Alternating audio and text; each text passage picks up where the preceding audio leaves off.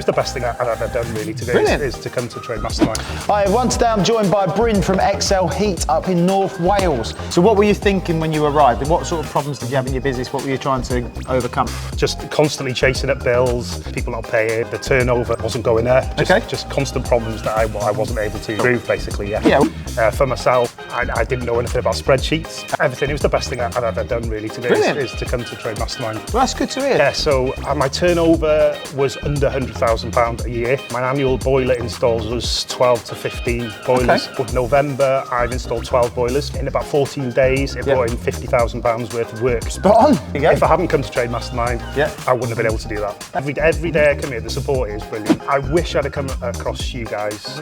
Well, I've been in trading now for, I think it's my 9th year. 9th year, yeah. So it's highlighting how much money I've lost over the 9 years and how much I've learned and how much now I can grow my business with the support of you guys. Fantastic. Anybody on the fence, 100% sign up. These guys will actually help you out, no end.